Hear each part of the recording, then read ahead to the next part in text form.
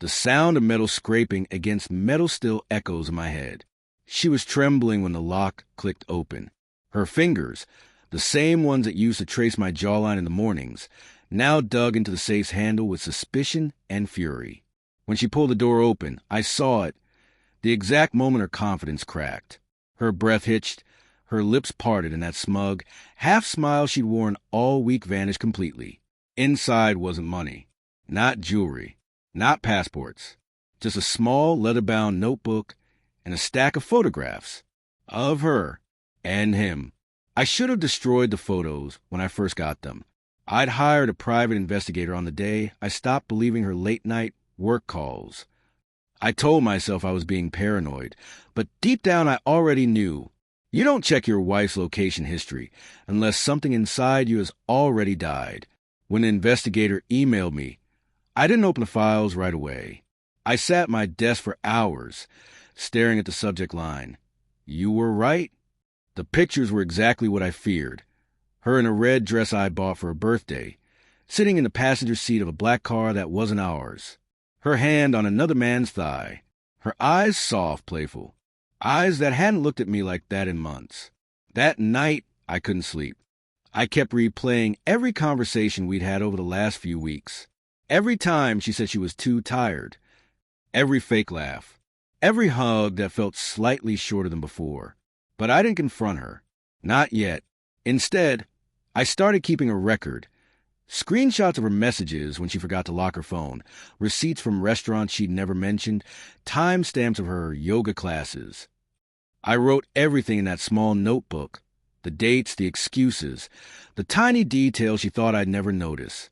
By the time she realized I was distant, I already knew everything. She first asked about the safe a week ago. "What do you even keep in there?" she'd said one morning, trying to sound casual as she buttered her toast. "Documents." I replied, "Old things." She laughed nervously. "You act like you're hiding gold." I smiled. "Something more valuable." She didn't laugh that time. That night, I saw her standing in front of the safe after she thought I was asleep. The faint glow of her phone flashlight flickered over her face. She was trying to guess the code. 3 wrong tries, and she gave up, sighing. I let her try. I even changed the code to something she'd eventually figure out. The date of our anniversary, because I wanted her to see. The morning she finally opened it, I was sitting in the living room, pretending to read. When I heard the click, I didn't move. I just waited. She stood there for a long time, frozen. I could almost hear the storm of thoughts running through her head. Then came the sound of papers being shuffled. Pages flipped, photos dropped, a muffled gasp. Finally, she called out, her voice trembling. "What is this?" I didn't answer. She appeared in the doorway, holding the photos in shaking hands. You had someone follow me?" "Yes." Her eyes filled with tears, but not the kind that come from guilt. These were defensive, angry. "How could you invade my privacy like that?" I laughed softly. "Privacy? You mean the kind you had in that car?" She flinched. "I can explain," she started, but the words were empty, rehearsed. "I'm sure you can," I said, standing up. "You've been practicing long enough." Her lips quivered. "It wasn't serious." Don't insult me with that." I cut her off. "You don't wear the dress I bought you for someone you don't care about." Silence. She looked down at the notebook still in her hands, flipping through it as if searching for a page where she wasn't guilty. Each entry was a wound reopened. "Why didn't you tell me you knew?" she whispered. "Because," I said, "I wanted you to feel what I felt, wondering when the truth would come out, wondering if the person you loved was still yours." Her tears finally fell then, but I didn't comfort her. Not this time. We sat in silence for a long time. I could feel the weight of years pressing down on us. The shared memories, the promises, the mornings we used to laugh over coffee. All of it buried under this moment. "I was lonely," she finally said. "You stopped looking at me the same way." "And that's your excuse?" "No," she said softly. "It's my reason." For the first time in months, she was honest. Brutally, painfully honest. I wanted to scream, to break something.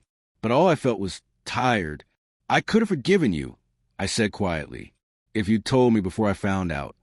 She looked at me then, really looked at me, as if realizing what she'd lost.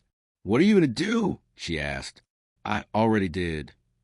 I pointed toward the small pile of papers on the coffee table. Divorce documents signed by me, dated 2 weeks ago. Her mouth fell open. You planned this? I nodded, every step. She sank onto the couch, clutching the photos. I thought you loved me. I did, I said. That's why I couldn't let you keep lying. I left the house that night. She texted me once, a simple "I'm sorry." I never replied.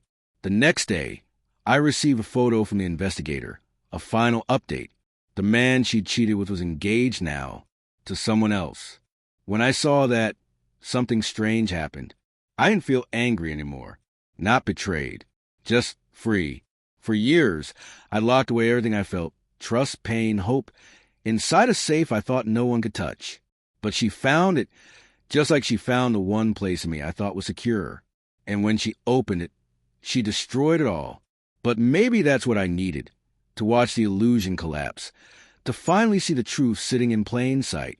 That small leather-bound notebook is still with me. I keep it in a drawer now, not a safe, because I've learned something important. Locks don't protect you from betrayal. They just delay the moment you have to face it.